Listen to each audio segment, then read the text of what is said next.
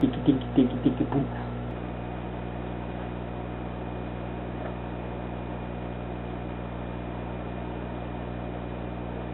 Tiki tiki tiki tiki boom. Tiki tiki tiki tiki boom. Tiki tiki tiki tiki boom.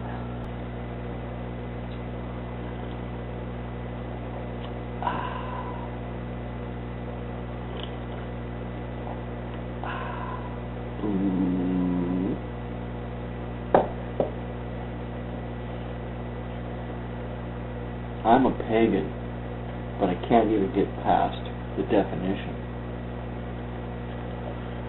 The Practical Pagan by Dana Eiler. Does this sound terribly complicated? It probably does, as you can see. There are varying definitions of paganism. Tiki tiki tiki tiki boom. One gentleman who regularly attended conversations with pagans and who adamantly described himself as a pagan defined it in this way. Well, I know what I am not. Everyone in the room laughed as though they understood and connected with this intuitive definition and all its unspoken subtleties. As I mentioned previously, some people really do identify with this description. Throughout the years, I have found that a number of pagan folk have strongly identified with this whom we are not description. So, for those who might find themselves within such a viewpoint, here is the not perspective of paganism. Paganism is not Judaism, it is not Christian, it is not Buddhist, it is not Hindu, and it is not Islamic. If you are looking for mainstream ideas within paganism, you are looking in the wrong place. Christianity, Judaism, Buddhism, Hinduism, and Islam are the 5 primary mainstream religions extant on the planet today.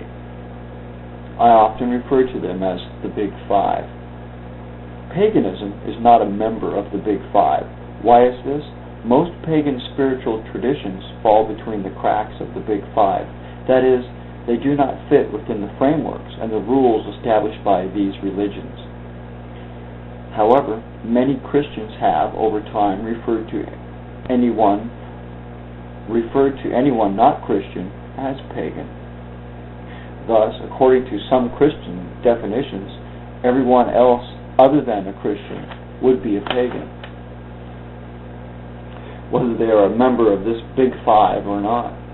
Certainly, some Christians have, and still do sometimes, have viewed native Aboriginal spiritual belief systems as heathen and pagan, and with all the bad connotations there too. This is usually the justification for the Christian mission, to go out among native or Aboriginal peoples and bring them to the Christian version of God and salvation. Such proselytizing and evangelizing is usually considered antithetical to pagans and is usually not practiced as such among pagans. Still, exceptions to the rule do exist. There are some pagans who, in their fervor and passion, would convert the world if they could. They are trying to convert the world even though they can't. Well, okay, this is their thing. I think that I was one of these people once. However, practicality prevailed. The practical pagan realizes that in a lot of cases, the best you can hope for is a rational conversation. World conversion on a massive scale simply is not going to happen. Yet I admit that the not perspective is still flawed as a description. Even members of the Big 5 have pagan attributes. For example, Hinduism closely resembles some forms of modern paganism. It is polytheistic, with major feminine deities. There are modern pagans who incorporate certain Hindu gods and goddesses into their pantheons. The goddess Kali is a particular favorite of many modern pagans, as are some of the Hindu gods, such as Ganesha. The notion of a divine sexual union is often symbolized by the erotic embrace of Shiva and Shakti. Some folks also maintain that certain pagan traditions incorporate Christian beliefs in deity forms. For example, Santeria is generally considered to be a pagan tradition. However, it melds together the Yoruban Orishas and the Catholic saints. Magical practitioners also point to the praying of the rosary and the practice of the novena as a form of magic. Some pagans argue that Catholics actually worship multiple deities. In support of this argument, these persons point to the Holy Trinity of the Father, Son, and the Holy Ghost, the cult of Mary, and the cults of the saints.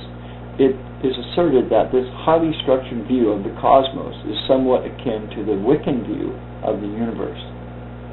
It would appear that if one is looking for a definition, the not perspective still presents a quagmire of problems. Furthermore, if you have to define paganism, all religions, not of the Big Five, then such a definition would include the Native American spiritual traditions and the Japanese national tradition of Shintoism. However, many Native Americans refuse to be categorized or described as pagan, and as members of a major religion in Japan, some Shinto practitioners may also refuse to be described as a pagan. Pagan. It's sometimes called Wiccan, but sometimes not. You know, it's a different kind of a deal. They have their own thing. But it's a good book. It talks a lot about the pagan religion and what they're about. So, earth-based, magic. Ooh, tiki boom. Good morning, YouTube. Practical Pagan. Earth-based. Practical Pagan.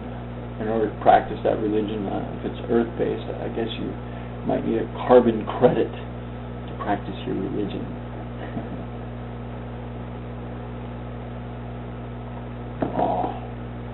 April 11th. Have a good day. Peace.